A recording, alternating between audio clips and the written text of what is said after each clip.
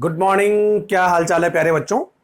तो P block element में carbon family पे हम लोग डिस्कस कर रहे थे। इससे पिछले वाले वीडियो में हम लोगों ने डिस्कस किया था एलोट्रॉप्स ऑफ कार्बन। तो आपने ग्रेफाइट के बारे में, डायमंड के बारे में और फुलरिन के बारे में डिटेल से पढ़ लिया होगा। तो सारे इंपॉर्टेंट पॉइंट आपने नोट कर लिए होंगे। आज का जो वीडियो है वो हम डिस्कस करेंगे compounds of carbon and silicon. तो आज मोस्टली दो कंपाउंड कार्बन के और एक कंपाउंड सिलिकॉन पर हम लोग डिस्कस करने वाले हैं। ठीक है बच्चों, चलो तो हेडिंग लगाएंगे बच्चों, compound of carbon and silicon.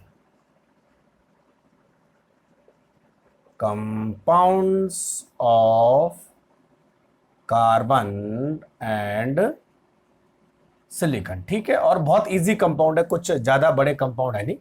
तो सबसे पहले हम बात करेंगे कंपाउंड ऑफ कार्बन की। ठीक है, तो पहला हमारे पास होगा बच्चों कंपाउंड्स ऑफ कार्बन। और कंपाउंड्स ऑफ कार्बन में हम दो कंपाउंड के बारे में डिस्कस करेंगे। पहला कंपाउंड हमारे पास है कार्बन मोनोऑक्साइड और दूसरा कंपाउंड हमारे पास है कार्बन डाइऑक्साइड। ठीक है भाई, तो यहां पर लिख देते हैं कार्बन मोनोऑक्साइड और कार्बन डाइऑक्साइड। इससे इस बार नीट में एक क्वेश्चन आ रखा है कार्बन डाइऑक्साइड से, है ना, ड्राई गैस के बारे में उन्होंने पूछा है और कार्बन मोनोऑक्साइड से भी पूछा है। ठीक है, मतलब दोनों से स्टेटमेंट टाइप क्वेश्चन आया है। तो चलो वन बाय वन डिस्कस करते हैं। सबसे पहले डिस्कस करते हैं कार्बन मोनोऑक्साइड है, तो मेजर हेडिंग लगाएंगे बच्चों कार्बन मोनोऑक्साइड। कार्बन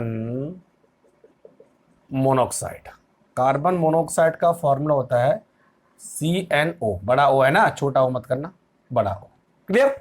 चलो सबसे पहले बात करते हैं इसकी प्रिपरेशन की। जनरली हम लोग क्या पढ़ेंगे, देखो कंपाउंड में एक तो प्रिपरेशन पढ़ेंगे, दूसरा उसकी फिजिकल प्रॉपर्टी क्या है, तीसरा उसकी केमिकल प्रॉपर्टी क्या है, और चौथा उसके बारे में कुछ जो खास इंपॉर्टेंट पॉइंट है वो पढ़ेंगे।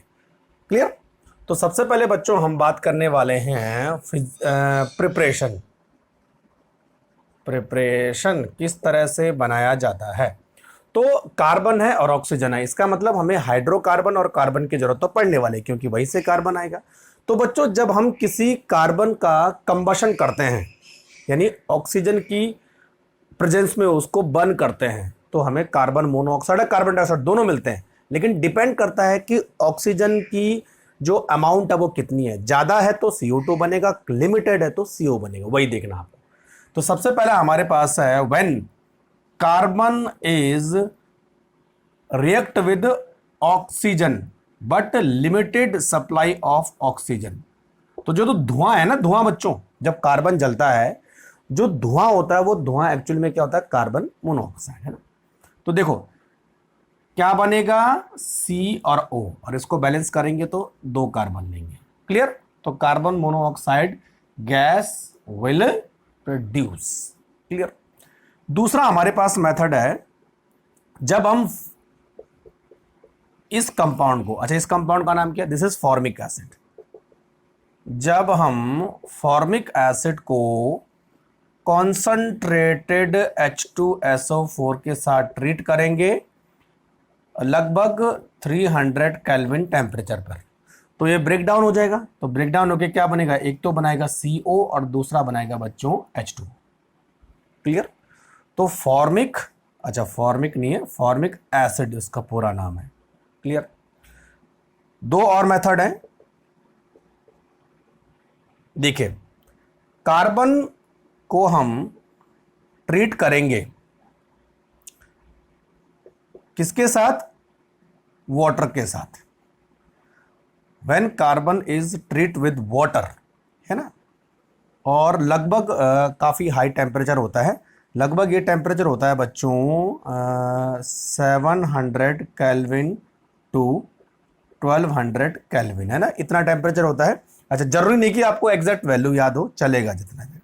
तो यहां पर बनेगा बच्चों हमारा CO प्लस H2। ठीक है। तो CO और H2 को हम जो है क्या बोलते हैं, दोनों के मिक्सचर को हम बोलते हैं वाटर गैस।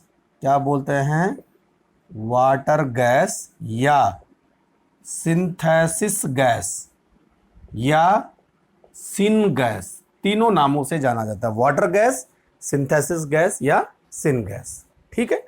और एक और मेथड है जिसमें कार्बन को अगर हम किसके साथ ट्रीट करें, एयर के साथ ट्रीट करें, तो एयर में क्या होता है बच्चों, ऑक्सीजन होती है और नाइट्रोजन होता है। तो हम 4 मॉलिक्यूल नाइट्रोजन के लेंगे, 1 मॉलिक्यूल ऑक्सीजन का लेंगे और 2 कार्बन।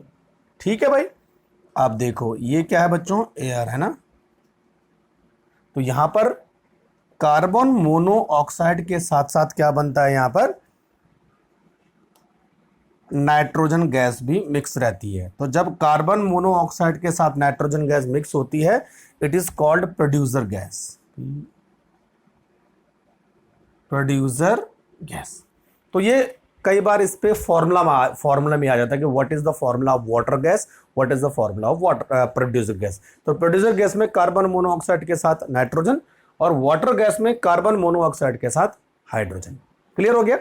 तो बच्चों ये 4 मेथड थे जिनसे हम कार्बन मोनोऑक्साइड को बना सकते हैं। इनमें से ये 2 जो मेथड है, दीज आर इंडस्ट्रियल मेथड है ना। क्लियर, इंडस्ट्रियल मेथड है।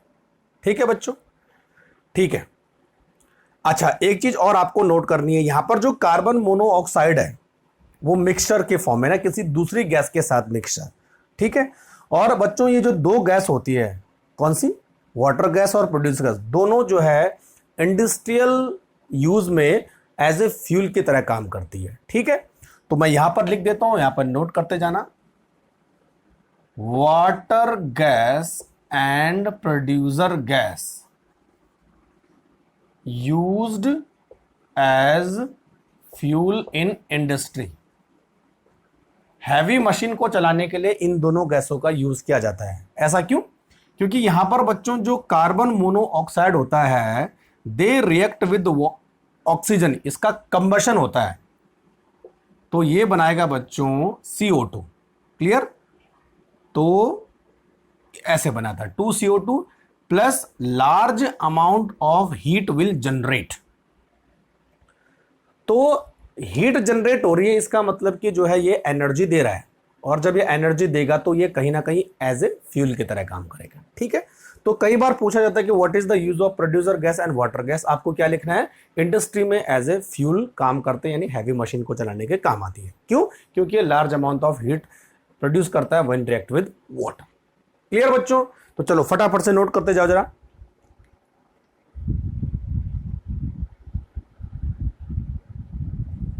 ठीक है, चलो अच्छी बात है ना, कंप्लीट। तो ये हो गई इसकी प्रिपरेशन। अब बच्चों हम बात करेंगे कार्बन मोनोऑक्साइड की फिजिकल प्रॉपर्टी और उसके बाद केमिकल प्रॉपर्टी। तो पहले फिजिकल प्रॉपर्टी की बात करते हैं। एक्चुअल में कार्बन मोनोऑक्साइड एक कलरलेस, ऑर्डरलेस, पॉइजनस गैस होती है। कैसी? Colourless, odourless and poisonous gas. तो फिजिकल प्रॉपर्टीज में हम लोग लिखेंगे, क्या बोला मैंने, it is colourless, colourless, odourless. Odourless कैसी gas? Poisonous gas. Poisonous gas होती है या टॉक्सिक गैस, आप दोनों लिख सकते हैं। It is insoluble in water, water में सॉल्युबल नहीं होती है, इनसॉल्युबल इन वाटर। बस ये इसकी फिजिकल प्रॉपर्टी है। क्लियर बच्चों? अच्छा, अगर मैं केमिकल प्रॉपर्टी की बात करूं, केमिकल प्रॉपर्टीज, ठीक है भाई। तो केमिकल प्रॉपर्टीज में देखो, जो कार्बन मोनोऑक्साइड है ना, वो एक रिड्यूसिंग एजेंट की तरह काम करता है। अगर 12th वाले इस वीडियो को देख रहे हैं तो उनको पता होगा कि मेटलर्जी में हम कार्बन और कार्बन मोनोऑक्साइड 2 रिड्यूसिंग एजेंट काम करते हैं, है ना। पढ़ा होगा आपने मेटलर्जी में, कार्बन मोनोऑक्साइड भी होता है, कार्बन भी होता है ना। तो ये दोनों रिड्यूसिंग एजेंट होते हैं। तो क्या करते हैं बच्चों, मेटल ऑक्साइड को मेटल में कन्वर्ट करते हैं। मेटल ऑक्साइड से ऑक्सीजन निकाल देते हैं और उसको मेटल में कन्वर्ट कर देते हैं। तो इनका यूज कहां होता है? मेटलर्जिक प्रोसेस में, यानी एक्सट्रैक्शन ऑफ मेटल में इनका यूज होता है as a reducing agent. Clear? ठीक है। लेकिन ऐसा नहीं कि सब चीजों को रिड्यूस करेंगे, कुछ एल्कलाइन और एल्कली मेटल, एल्युमिनियम और कुछ ट्रांजिशन मेटल को छोड़कर बाकी सारे मेटल ऑक्साइड को रिड्यूस कर सकते हैं। ठीक है, तो केमिकल प्रॉपर्टी में हम लिखेंगे it is very good reducing agent. Reducing agent का मतलब मालूम है ना आपको, ऑक्सीजन को रिमूव कर देता है ना।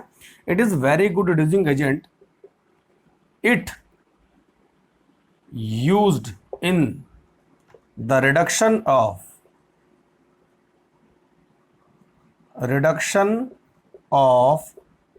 metal oxides, reduction of metal oxide in metallurgic process, है ना। तो मेटलर्जिक प्रोसेस में मेटल ऑक्साइड को रिड्यूस करता है और किस में कन्वर्ट करता है, मेटल में कन्वर्ट करता है। लेकिन बच्चों ध्यान रखना, सारे मेटल ऑक्साइड नहीं होते हैं। कौन से मेटल ऑक्साइड होते हैं, कौन से नहीं होते हैं, ठीक है। तो alkali and alkali earth metal ये नहीं होते हैं, एल्युमिनियम नहीं होता है, and few transition metals, these are not reduced by the carbon monoxide. Clear हो गया, ठीक है। तो कई बार एक्सेप्शन में आ जाता है बस। तो ये जो है not reduced by carbon monoxide, ठीक है, बाकी को रिड्यूस कर लेता है। फॉर एग्जांपल देखो, जैसे हमारे पास है आयरन का ऑक्साइड Fe2O3, क्लियर। अच्छा, Fe2O3 और CO, तो क्या हो जाएगा बच्चों, रिड्यूस होके ये बनाएगा Fe, मेटल में आ जाएगा और ये सॉलिड, क्लियर। और उसके बाद क्या बना हमारे पास CO2, तो यहां लगा दो 3 और यहां लगा दो 3 CO2। देखो मेटल ऑक्साइड को मेटल में रिड्यूस कर लिया। दूसरा एग्जांपल हमारे पास है जिंक ऑक्साइड, है ना, तो CO, तो ये आ जाएगा जिंक, ठीक है, और प्लस CO2 हो गया। तो देखो मेटलर्जी में आपने पढ़ा होगा, जो मेटल ऑक्साइड है वो कार्बन मोनोऑक्साइड के प्रेजेंस में मेटल में कन्वर्ट हो जाता है, जैसे रिडक्शन, ठीक है। तो ये रिड्यूसिंग एजेंट की तरह काम कर रहा है यहां पर, क्लियर। नोट करो फटाफट से, ठीक है भाई, चलो बहुत अच्छी बात है। नेक्स्ट हम बात करते हैं बच्चों, ये हो गया पूरा, बहुत अच्छी बात है। नेक्स्ट हमारे पास है स्ट्रक्चर, हाँ स्ट्रक्चर, और लास्ट में कुछ खास बातें, है ना। चलिए तो बात करते हैं स्ट्रक्चर ऑफ कार्बन मोनोऑक्साइड, है ना। स्ट्रक्चर, अच्छा स्ट्रक्चर में क्या होता है कि हमें बताना है कि कितने पाई बॉन्ड है, कितने सिग्मा बॉन्ड है, ठीक है, हाइब्रिडाइजेशन क्या है, वगैरह वगैरह। तो चलो देखो, कार्बन के पास वैलेंस इलेक्ट्रॉन कितने हैं, 2 और 4, यानी 4 है, और ऑक्सीजन के पास कितने हैं बच्चों, 2 और 6, तो टोटल वैलेंस इलेक्ट्रॉन का योग कितना हो गया, 10 हो गया, है ना। तो कार्बन अगर को यहां पर कार्बन के 4, 1 2 3 4, ठीक है भाई। ऑक्सीजन रखो यहां पर 6, 1 2 3 4 5 और 6, ठीक है।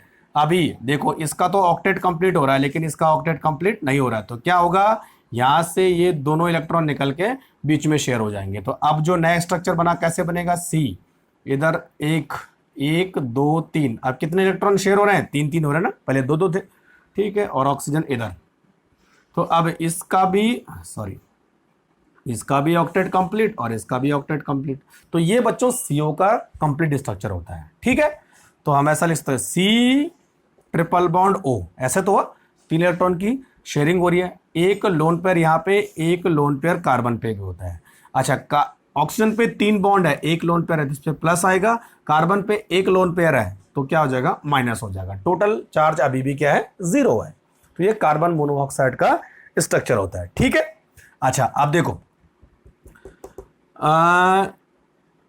ये जो 3 बॉन्ड है ना, इसमें कितने सिग्मा है बच्चों, 1 सिग्मा है, और पाई बॉन्ड कितने हैं, 2 पाई बॉन्ड है, क्लियर। अच्छा, कार्बन और ऑक्सीजन दोनों का हाइब्रिडेशन इसमें क्या है, sp3 हाइब्रिडाइजेशन, sp3 नहीं होगा, sp3 नहीं होगा, गलत बोल रहा हूं मैं, sp3 नहीं होने वाला है ना। कार्बन का जो हाइब्रिडाइजेशन है बच्चों, कितने पाई, एक ही पाई बॉन्ड है, एक और एक दो, यानी हाइब्रिडाइजेशन क्या होगा, sp हाइब्रिडाइजेशन होगा। क्लियर? अच्छा, तो इतना हो गया। अच्छा, अगर CO जो है वो कोऑर्डिनेट बॉन्ड भी बनाता है, यानी CO के बीच एक कोऑर्डिनेट बॉन्ड भी होता है, तो कैसा बनेगा, C डबल बॉन्ड O, और यहां से बच्चों ऐसे कोऑर्डिनेट बॉन्ड बनेगा। क्लियर? तो इसको हम ऐसे भी रिप्रेजेंट कर सकते हैं, इस तरह से। ठीक है भाई, इस तरह से। तो अब चार्ज हट जाएगा। This is coordinate bond, coordinate bond. Clear? तो जनरली CO को आप इस तरह से रिप्रेजेंट करते हैं, इतना आपको कम ही देखने को मिलता है, लेकिन फिर भी अगर आपको एक्सटेंड करना हो तो आप इस तरह से लिख सकते हैं। अब देखिए बच्चों, जो हमारा CO मॉलिक्यूल है, दिख रहा है आपको CO मॉलिक्यूल, इसके पास लोन पेयर है, कार्बन के पास भी लोन पेयर है, ऑक्सीजन के पास भी लोन पेयर है। तो अगर मैं कार्बन के लोन पेयर की बात करूं तो कार्बन अपने लोन पेयर किसी एक एटम को दे सकता है जिसके पास लोन पेयर की डेफिशिएंसी हो या उसको जरूरत हो। ठीक है? तो जो मॉलिक्यूल अपने लोन पेयर देते हैं उनको हम क्या बोलेंगे, लेविस बेस। तो यहां पर carbon monoxide as a Lewis base की तरह काम करता है। ठीक है? तो देखो, carbon monoxide act as Lewis base. It can donate lone pair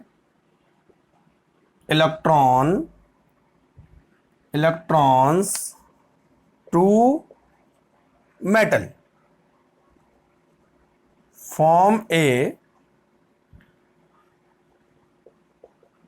metal carbonyl bond, एक मेटल कार्बोनिल बॉन्ड बनेगा। और जब बच्चों लोन पेयर डोनेट होते हैं तो उस बॉन्ड को क्या बोलते हैं हम, कोऑर्डिनेट बॉन्ड। ठीक है? ये तो हुआ कोऑर्डिनेट बॉन्ड। तो ये मेटल के साथ एक कोऑर्डिनेट बॉन्ड बनाएगा। अच्छा, एक और चीज, जो कंपाउंड लिविस बेस की तरह काम करते हैं ना, they are also called ligand. Ligand तो 12th वालों ने कोऑर्डिनेशन केमिस्ट्री पढ़ी होगी, है ना, कॉम्प्लेक्स कंपाउंड पढ़ेंगे, उसमें लाइगैंड का जिक्र आता है। तो लाइगैंड वही कंपाउंड होते हैं, वही मॉलिक्यूल होते हैं जो लोन पेयर को डोनेट कर सकते हैं मेटल को। तो लाइगैंड बोलो चाहे लिविस बेस बोलो। ठीक है? अब एक एग्जांपल मैं आपको देता हूं। मान लीजिए हमारे पास यहां पर एक मेटल है और इस मेटल के पास d ऑर्बिटल में कुछ इलेक्ट्रॉन की कमी है, यानी वैकेंट d ऑर्बिटल है। ठीक है? और हमारे पास यहां पे आ गया CO, तो यहां दो और यहां दो, है ना। तो ये दोनों क्या करेंगे बच्चों, इस मेटल के d ऑर्बिटल को चले जाएंगे। तो यहां पर पहले प्लस था या माइनस था, तो अब जो नया स्ट्रक्चर बनेगा हमारा वो बनेगा मेटल, और यहां से इसने इलेक्ट्रॉन दिए, ये 3, ये प्लस हो गया। देखो इलेक्ट्रॉन यहां चले गए। This is coordinate bond, coordinate bond. Clear? अच्छा, अब मैं आपको एक रियल एग्जांपल देता हूं। निकल प्लस 4CO, तो यहां पे बनेगा NiCO4, निकल टेट्रा कार्बोनिल। क्या बनेगा, निकल tetra carbonyl. This is a complex compound, और कॉम्प्लेक्स कंपाउंड में क्या होता है बच्चों, मेटल को किसी लाइगैंड के थ्रू लोन पेयर डोनेट किए जाते हैं। तो इन दोनों के बीच कौन सा बॉन्ड बनेगा, कोऑर्डिनेट बॉन्ड बनेगा। तो यहां पे एक लाइगैंड होगा जो CO है, और एक मेटल होगा जिसके पास d ऑर्बिटल होंगे। उन d ऑर्बिटल में मेटल के इलेक्ट्रॉन यहां पर आएंगे। क्लियर? चलो नोट करो जरा फटाफट से। ठीक है? ठीक है भाई, चलो बहुत अच्छी बात है। अब कार्बन मोनोऑक्साइड के बारे में एक लास्ट चीज डिस्कस कर लेते हैं। अच्छा, आपने इन्वायरमेंटल केमिस्ट्री में पढ़ा होगा, अगर मैं 12th वालों की बात करूं तो, 11th वालों को नहीं मालूम, लेकिन 12th वालों ने अगर इन्वायरमेंटल केमिस्ट्री पढ़ी होगी तो उसमें आपने पढ़ा होगा कि जो हमारा कार्बन मोनोऑक्साइड है वो पॉइजनस होता है। और क्यों पॉइजनस होता है, क्योंकि इससे दम घुटता है, यानी सफोकेटिंग गैस है। और वाई सफोकेटिंग, क्योंकि हमारी बॉडी में ऑक्सीजन को कम कर देता है ना। और जिस वजह से डेथ भी हो सकती है।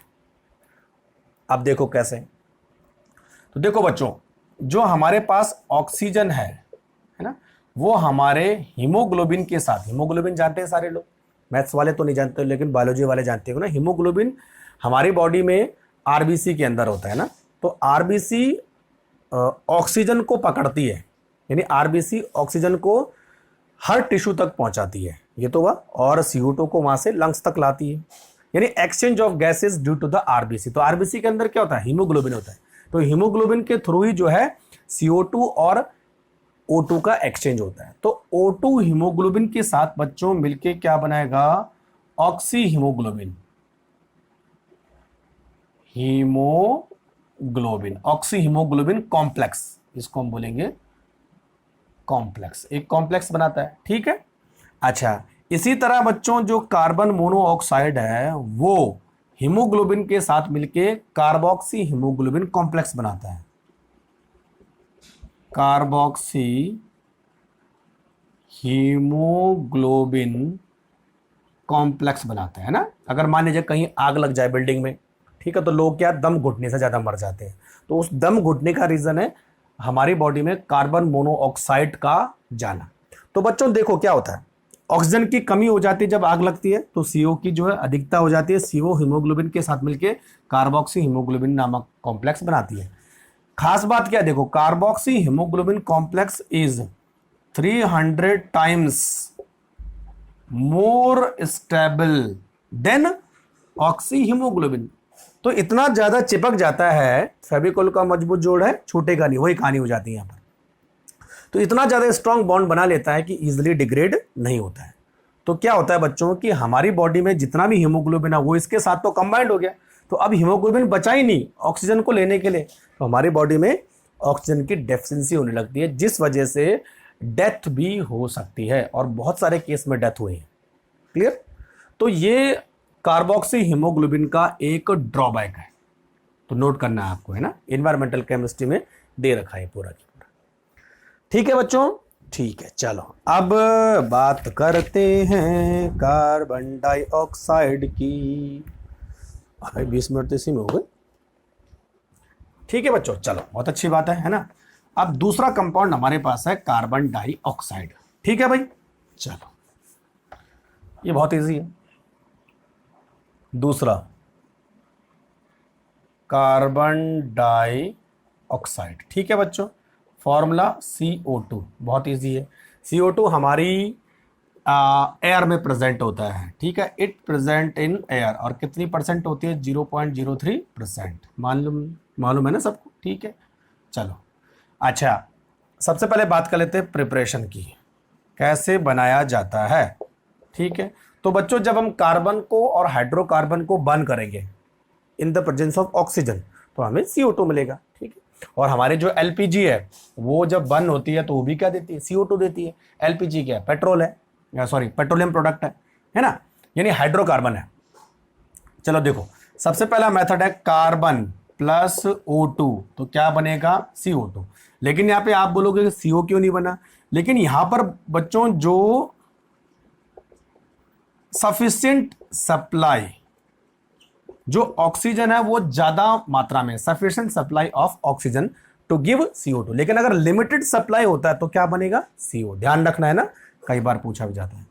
दूसरा, अगर कोई हाइड्रोकार्बन, सपोज मान लीजिए मीथेन है, और उसका आप ऑक्सीजन के साथ ट्रीटमेंट करें, यानी उसको बर्न करें, तो क्या बनाएगा बच्चों, CO2 एंड वाटर बनाता है। ठीक है, तो यहां 2 लगाओ तो 2 और 2 4, तो 4 हो गए।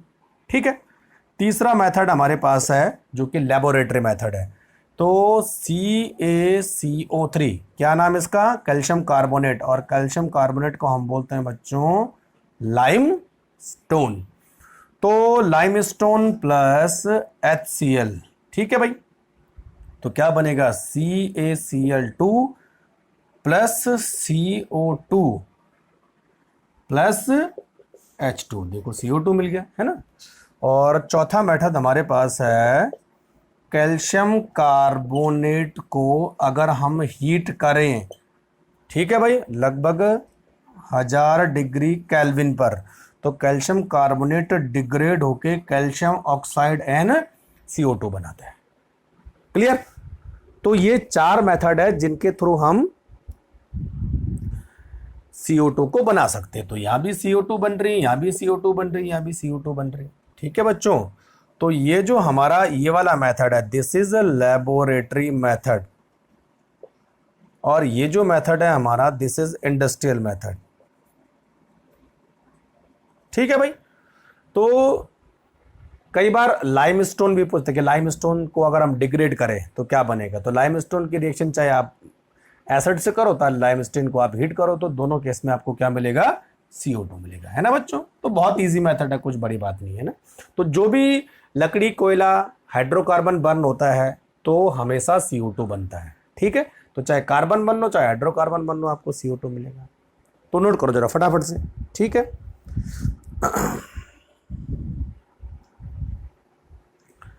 चलो अब नेक्स्ट बात करते हैं हम इसकी फिजिकल प्रॉपर्टी, है ना।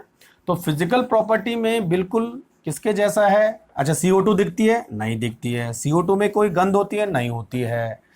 अच्छा, CO2 वाटर में सॉल्युबल है? यस, वाटर में सॉल्युबल है भाई, है ना। लेकिन पॉइजनस होती है? नहीं, पॉइजन नहीं होते, नहीं तो हम लोग कब के मर जाते हैं, है ना, क्योंकि CO2 की कंसंट्रेशन तो इन्वायरमेंट में है ही है। तो क्या लिखेंगे, देखो फिजिकल प्रॉपर्टी में, फिजिकल प्रॉपर्टीज। ठीक है बच्चों, तो क्या लिखेंगे सबसे पहले, इट इज कलरलेस, ऑर्डरलेस। ठीक है, नॉन टॉक्सिक या नॉन पॉइजनस। ठीक है, वाटर सॉल्युबल गैस। आपने सोडा वाटर देखो ना, सॉफ्ट ड्रिंक यानी पेप्सी, थम्स अप, उनमें क्या होता है बच्चों, ढक्कन खोलते ही गैस आती है ना। तो वो कौन सी गैस होती है, वो CO2 ही होती है। तो कार्बोनेटेड ड्रिंक जितने भी होते हैं उनमें CO2 को प्रेशराइज फॉर्म में सॉल्युबल किया जाता है। तो वाटर सॉल्युबल हो, ज़्यादा नहीं लेकिन कुछ ना कुछ अमाउंट में वो सॉल्युबल होती है। तो ये इसकी फिजिकल प्रॉपर्टी है। क्लियर? अच्छा, अगर मैं केमिकल प्रॉपर्टी की बात करूं, केमिकल प्रॉपर्टीज। अच्छा, आपको क्या लगता है जो CO2 है वो एसिडिक है कि बेसिक है, क्या लगता है? CO2 किसका ऑक्साइड है? नॉन मेटल का ऑक्साइड है। कार्बन नॉन मेटल है ना, और नॉन मेटल के जितने ऑक्साइड होते हैं वो क्या होते हैं, एसिडिक होते हैं। इसीलिए बच्चों CO2 भी एसिडिक होती है। तो CO2 is acidic in nature. ठीक है, अच्छा इसके अंदर कौन सा एसिड छुपा होता है, आप देखते हैं। तो सबसे पहले बात करते हैं एसिडिटी ऑफ CO2, है ना, एसिडिक नेचर। तो बच्चों क्या होता है, CO2 जब वाटर के साथ कंबाइंड होता है तो it give a weak acid known as H2CO3। नाम बता सकते हो, बाइकार्बोनेट या कार्बोनिक एसिड। बाइकार्बोनेट नहीं, carbonic acid, this is carbonic acid.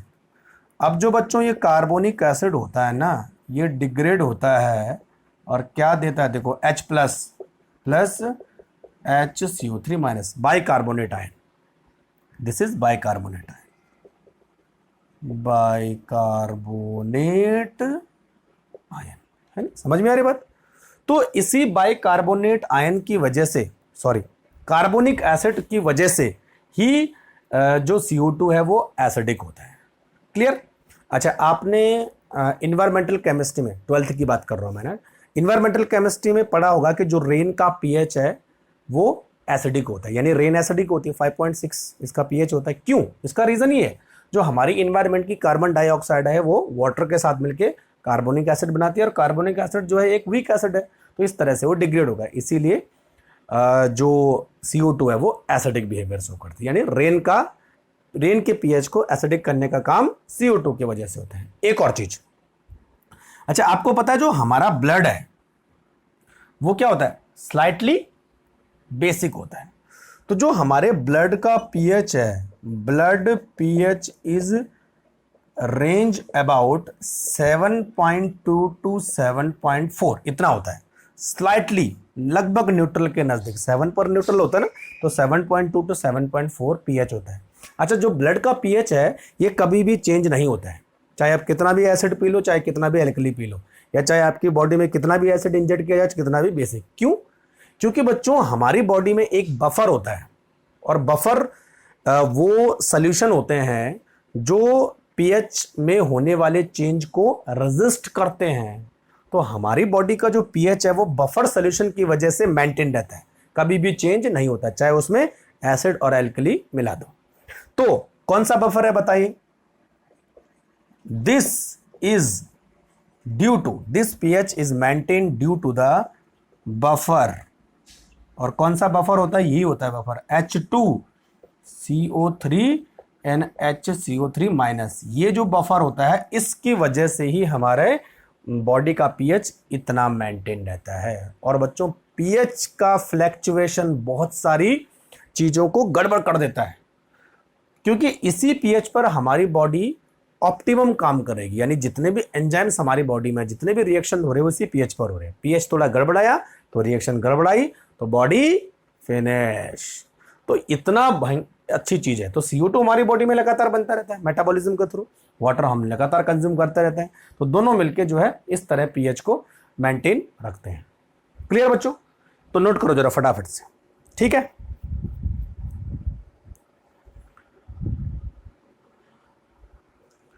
अच्छा जी, ये केमिकल, आप देखो एक और केमिकल प्रॉपर्टी मैं आपको बताता हूँ।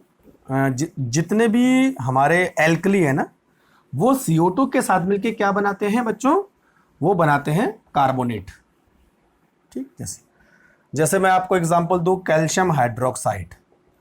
तो कैल्शियम हाइड्रोक्साइड की अगर CO2 के साथ रिएक्शन की जाए तो क्या बनेगा? Calcium carbonate plus H2O।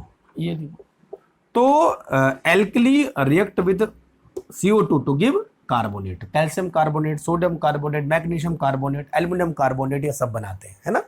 तो इससे पता चलता है कि CO2 क्या है बच्चों? एसिड है। CO2 एसिड है, ये क्या है? बेस है। तो ये क्या है बच्चों? सॉल्ट है। तो एसिड और बेस जब आपस में रिएक्शन करते हैं तो क्या बनता है? सॉल्ट बनता है। तो ये दो रिएक्शन ये प्रूव करते हैं कि CO2 is a acidic nature. Clear? अच्छा, एक और चीज, जो हमारी इन्वायरमेंट की CO2 है उसका रिमूवल कैसे होता है? वैसे CO2 हमारे जो लाइफ को मेंटेन करने के लिए बहुत जरूरी है ना, लेकिन CO2 की ऐसा हमें कोई जरूरत नहीं है। जनरली जो CO2 है वो इन्वायरमेंट से रिमूव कैसे होती है? By green plant. जो ग्रीन प्लांट है वो CO2 को एब्जॉर्ब करते हैं, यानी CO2 को रिमूव करते हैं फ्रॉम द इन्वायरमेंट। क्लियर? और कौन सी प्रोसेस होती है बच्चों? फोटोसिंथेसिस। तो देखो CO2 फ्रॉम इन्वायरमेंट, यानी एक साइकिल है ना। कॉन्सेंट्रेशन कम भी नहीं होनी चाहिए, ज्यादा भी नहीं होनी चाहिए, बनती भी उतनी रहती है, निकलती भी रहती है। तो बनना और निकलना एक कांस्टेंट प्रोसेस से चलता रहता है। तो CO2 from environment is removed by a process called क्या? फोटोसिंथेसिस। तो फोटोसिंथेसिस तो सबने पढ़ा होगा, है ना। ये तो क्लास 6 क्लास 7 में आ जाता है, ठीक है। तो फोटोसिंथेसिस वो प्रोसेस है जिसमें ग्रीन प्लांट CO2 और वाटर के साथ मिलके, CO2 और वाटर के साथ मिलके क्या बनाते हैं? कार्बोहाइड्रेट बनाते हैं। इसीलिए हम ग्रीन प्लांट को क्या बोलते हैं? प्रोड्यूसर बोलते हैं, यानी अपना खाना खुद बनाते हैं। ठीक है, चलो। तो फोटोसिंथेसिस में क्या होता है बच्चों? CO2 प्लस वाटर, तो 6CO2 एंड 12H2O। ठीक है। और फोटोसिंथेसिस किसकी प्रेजेंस में होती है? एक तो सनलाइट की प्रेजेंस में होती है और दूसरा क्लोरोफिल। तो जितने भी ग्रीन प्लांट होते हैं वो ग्रीन क्यों दिखते हैं? क्योंकि उनमें क्लोरोफिल होता है। तो क्लोरोफिल और सूर्य के प्रकाश यानी सनलाइट की प्रेजेंस में CO2 और वाटर मिलके क्या बनाएंगे? C6H12O6 plus 6O2 and 6H2O। 6 दूनी 12, 12 24, 6। तो this is known as carbohydrate. और कार्बोहाइड्रेट एज ए फूड काम करता है। किसके लिए? प्लांट के लिए, और हमारे लिए भी काम करता है। है ना। तो ये प्रोसेस बच्चों क्या हमारे पास फोटोसिंथेसिस प्रोसेस है, समझ में आई बात। तो यहाँ पे CO2 बहुत इंपॉर्टेंट रोल प्ले करती है। अगर CO2 नहीं होगा तो बच्चों कार्बोहाइड्रेट का जनरेशन नहीं होगा, और अगर कार्बोहाइड्रेट नहीं बनेगा तो हम खाना कहाँ से खाएंगे, क्योंकि हम मैक्सिमम चीजें किससे लेते हैं, प्लांट से लेते हैं। क्लियर। तो नोट करो जरा फटाफट से, ठीक है। मैं तब तक पानी पी लेता हूं।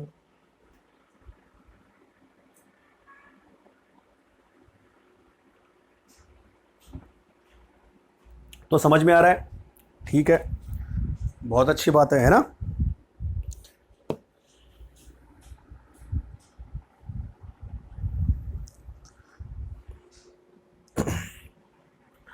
अच्छा चलो, ये हो गया इसकी केमिकल प्रॉपर्टी, फिजिकल प्रॉपर्टी, ये सारी चीजें हमने डिस्कस कर ली। नॉर्मल चीजें वैसे CO2 के बारे में पढ़ना है भाई, कुछ रॉकेट साइंस थोड़ी पढ़नी है, तो है ना, बस छोटी छोटी चीजें याद होनी चाहिए। अच्छा अब बात करते हैं बच्चों हम किसकी, ग्रीन हाउस इफेक्ट की। तो अगेन 12th में आपने इन्वायरमेंटल केमिस्ट्री पढ़ लिया होगा, उसमें ग्रीन हाउस इफेक्ट और ग्रीन हाउस गैसेस पढ़ी होंगी, है ना। तो पहले बात करते हैं green house effect, green house effect, ठीक। तो ग्रीन हाउस इफेक्ट का मतलब क्या होता है, warming up of the environment by the green house gases is called green house effect, ठीक।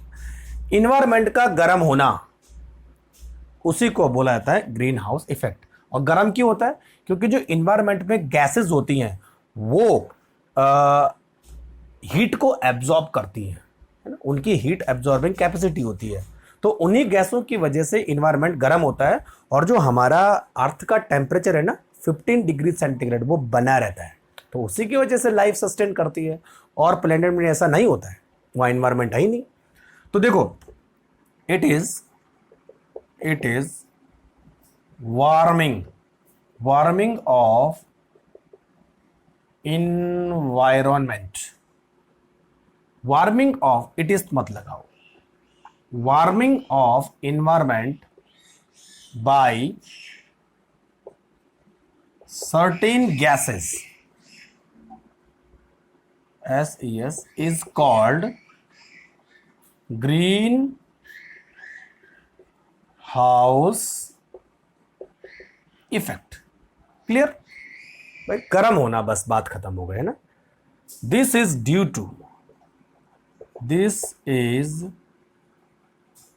टू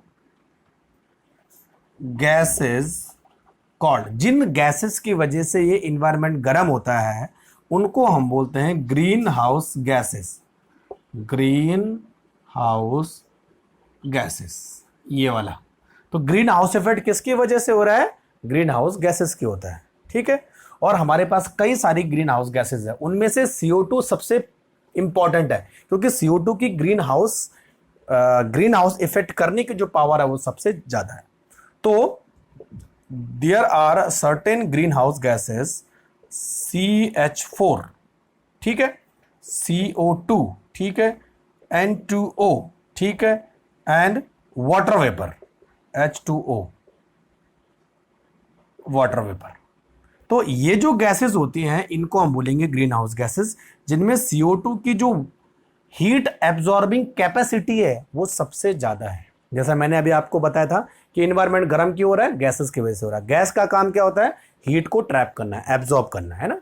तो उनमें से CO2 की हीट एब्जॉर्बिंग कैपेसिटी सबसे ज्यादा है, इसीलिए CO2 का जो ग्रीन हाउस इफेक्ट है वो सबसे ज्यादा होता है as compare to all other gases. Clear. अच्छा अब देखो, ग्रीन हाउस गैसेस का कंसंट्रेशन अगर बढ़ जाए, इफ कंसंट्रेशन ऑफ CO2, चलो CO2 की बात कर रहा हूं मैं, if the concentration of CO2 increases, CREAS, increases from, कितनी कंसंट्रेशन थी, 0.3%, इतने से अगर बढ़ जाए तो क्या होता है बच्चों, इन्वायरमेंट में CO2 की कंसंट्रेशन बढ़ेगी। अगर इन्वायरमेंट में CO2 की कंसंट्रेशन बढ़ी तो हीट वो ज्यादा एब्जॉर्ब करेंगे, तो इन्वायरमेंट ज्यादा गर्म होगा, और इन्वायरमेंट अगर जितना ज्यादा गर्म होगा तो वो हार्मफुल इफेक्ट शो करेगा। और warming of environment is called global warming, आपने पढ़ा होगा। तो भाई कुछ गर्म तो चलता है, लेकिन ज्यादा गर्म चलेगा तो उसके एडवर्स इफेक्ट होंगे, और उसी एडवर्स इफेक्ट को हम बोलेंगे ग्लोबल वार्मिंग। तो ग्लोबल वार्मिंग क्या होगा भाई, जितने भी पोलर आइस है वो मेल्ट हो जाएंगी, मेल्ट हो जाएंगे तो जो जितनी भी नदियां उससे ओरिजिनेट हो रही है वो सब सूख जाएंगे, है ना। तो बाढ़ आने के चांसेस ज्यादा हो जाएंगे, है ना, फ्लड ज्यादा हो जाएंगे। क्लियर। तो वो सब कंसिक्वेंसेस ग्लोबल वार्मिंग है, वो हम इन्वायरमेंट में डिस्कस करेंगे। तो CO2 की वजह से जो है ग्रीन हाउस इफेक्ट हो रहा है, ग्रीन हाउस इफेक्ट अगर ज्यादा हो जाए तो उसको हम बोलते हैं ग्लोबल वार्मिंग। बस यही करना है, ठीक है। तो क्या करना है बच्चों, ज्यादा से ज्यादा प्लांट लगाने हैं ताकि CO2 का एब्जॉर्बेंस ज्यादा हो सके, CO2 इन्वायरमेंट से ज्यादा रिमूव हो सके, ठीक है। नोट करो फटाफट से जरा, नॉर्मल चीजें हैं बस। अब बात करते हैं बच्चों ड्राई आइस। अभी ड्राई आइस से एक क्वेश्चन आया था इसमें, है ना। तो ड्राई आइस क्या हुआ, solid CO2 is called dry ice. कौन सी CO2, सॉलिड, ध्यान रखना गैसेस CO2 नहीं। तो solid CO2 is called dry ice, dry ice, ठीक है।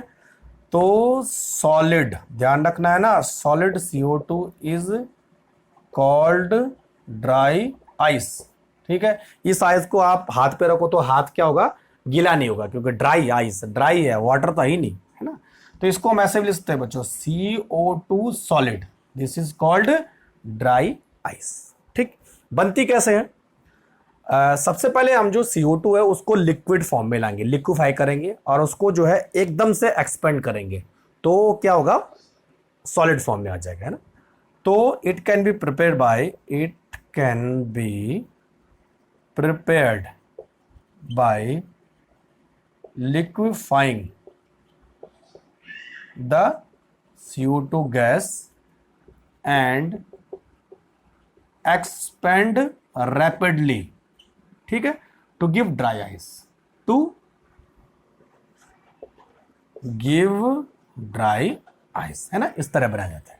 अच्छा, ड्राई आइस का यूज क्या है, तो एक्चुअल में ड्राई आइस का यूज होता है बच्चों जो फूड होता है उसको प्रिजर्व करने में, ताकि चीजें खराब नहीं, यानी ठंडा इन्वायरमेंट अगर हमें बनाना है, जैसे आइसक्रीम प्रोडक्शन में और फूड को प्रिजर्व करने में, तो यूज है in refrigeration of ice cream and food, बस, ठीक है ना, ये क्लियर। तो बच्चों नोट करो जरा फटाफट से, फिर लास्ट इसके स्ट्रक्चर की बात करते हैं, है ना। इतना हो गया, ड्राई आइस, हाँ ना, ध्यान रखना है ना, ड्राई आइस, सॉलिड CO2 को हम ड्राई आइस बोलते हैं। अच्छा, जो ड्राई आइस है ना उसका यूज क्या होता है, देखो ड्राई आइस का यूज हम देख लेते हैं यहां पर। ड्राई आइस, आपने बच्चों कभी वो आग बुझाने वाला लाल सिलेंडर देखा, लाल सिलेंडर, है ना, उस पे लिखा होता है code A, code B, code C, कहीं AB भी लिखा होता है ना। तो एक्चुअल में उसके अंदर ध्यान से देखना, उसके अंदर CO2 भरी होती है, लेकिन किस फॉर्म में होती है, ड्राई पाउडर की फॉर्म में होती है, ध्यान रखना है ना। तो CO2 as a dry form used as a fire extinguisher, तो ड्राई आइस, ठीक है, या CO2 powder used in fire extinguisher, आग बुझाने में काम आता है, ठीक है। क्योंकि बच्चों जो CO2 है ना तो वो कंबशन को सपोर्ट करती है ना खुद कंबशन करवाती है, इसीलिए इसका हम यूज फायर एक्सटिंग्विशर में करेंगे। और जो CO2 गैस होती है उसका यूज करेंगे सॉफ्ट ड्रिंक बनाने में, यानी कार्बोनेटेड वाटर बनाने में। तो use to make carbonated water है, ये प्यास है बड़ी, Pepsi, Thums Up, Coca Cola, उसको बनाने में यूज होता है ना, क्लियर। चलो अब लास्ट इसके स्ट्रक्चर की बात कर लेते हैं, तब खत्म कर लेते हैं। STR स्ट्रक्चर है ना, देखो C डबल बॉन्ड O ऐसा होता है ना, और यहां पे जो है 2 लोन पेयर, यहां पे जो है 2 लोन पेयर, बस बात खत्म, आप चेक कर लो इसको, है ना। एक पाई बॉन्ड, एक सिग्मा बॉन्ड, एक सिग्मा बॉन्ड, एक पाई बॉन्ड, एक सिग्मा बॉन्ड। ठीक है, टोटल कितने पाई हुए भाई? पाई बॉन्ड कितने होते हैं? 2। सिग्मा बॉन्ड कितने होते हैं? 2। ठीक है, कार्बन का हाइब्रिडेशन क्या होता है? sp। ठीक है, बॉन्ड एंगल कितना होगा? 180 डिग्री। ये वाला जो बॉन्ड एंगल है ना, इट इज 180 डिग्री। ठीक है, 180 डिग्री होने की वजह से मॉलिक्यूल का शेप क्या होने वाला है? लीनियर। बस, कुछ बड़ी बात नहीं करनी है। तो 2 pi bond, 2 sigma bond, sp hybridisation होता है, 180 डिग्री होता है, लीनियर होता है। क्लियर? अच्छा देखो, CO2 रेजोनेंस करता है। रेजोनेंस मतलब स्ट्रक्चर चेंज होता है इसका। C double bond O double bond O, है ना? अब देखो, तो बच्चों क्या होता है? ये लोन पेयर बॉन्ड पेयर बनते हैं और ये बॉन्ड पेयर लॉन पेयर बनते हैं। ठीक, तो अब ये कैसे दिखेगा आपको? देखो, इधर से पहले C, देखो यहां पर जो लोन पेयर है वो बॉन्ड पेयर बन गए, तो कितने बॉन्ड आ गए? 3 बॉन्ड आ गए। और O के पास लोन पेयर कितने बचे? एक ही बचा, क्योंकि एक तो इधर आ गया। अच्छा, अब देखो यहां पर 2 बॉन्ड थे, तो एक बॉन्ड निकल के लोन पेयर बन गया, तो अब कितना बॉन्ड बचा? एक ही बॉन्ड बचा। तो यहां लोन पेयर कितने हो जाएंगे? 3 हो जाएंगे। ये तो ना, पहले 2 थे अब 3 हो गए। तो इस पर आ जाएगा माइनस चार्ज, इस पर आ जाएगा प्लस चार्ज। मॉलिक्यूल अभी भी 0, यानी टोटल चार्ज 0 है, अभी भी मॉलिक्यूल पर टोटल चार्ज 0 है। क्लियर? अच्छा, ये कंडीशन उधर भी हो सकती है। देखो, C double bond O double bond O, 2 lone pair लगा दो, 2 लोन पेयर इस पे लगा दो, ये लोन पेयर इधर, ये लोन पेयर इधर, है ना? C इधर होगा सिंगल बॉन्ड, तो कितने लोन पेयर आ जाएंगे? 3 लोन पेयर। और माइनस चार्ज इधर होगा ट्रिपल बॉन्ड। ठीक है, कितने लोन पेयर आ जाएंगे? 1 लोन पेयर प्लस चार्ज। तो CO2 को आप ऐसे भी लिख सकते हो, ऐसे भी लिख सकते हो, ऐसे भी लिख सकते हो। तीनों CO2 के स्ट्रक्चर है। क्लियर बच्चों? ठीक है, नोट करो जरा फटाफट से।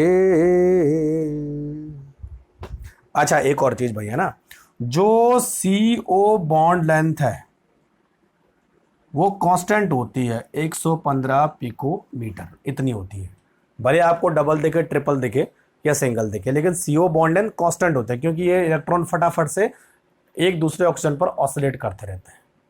ठीक है भाई, चलो, तो आज के लिए इतना ही। कंपाउंड ऑफ कार्बन हमने डिटेल डिस्कस कर लिया। नेक्स्ट वीडियो में हम लोग सिलिकॉन के कंपाउंड के बारे में डिस्कस करेंगे। क्लियर बच्चों? चलो, तो रनिंग लेक्चर के नोट्स बनाते जाना है, एनसीईआरटी पढ़ते जाना है, एनसीईआरटी की बैक एक्सरसाइज पूरी करते जाना है। जहां समझ में नहीं आया, मुझे कमेंट बॉक्स में मैसेज करके लिख सकते हैं। ठीक है बच्चों, थैंक यू, टेक केयर।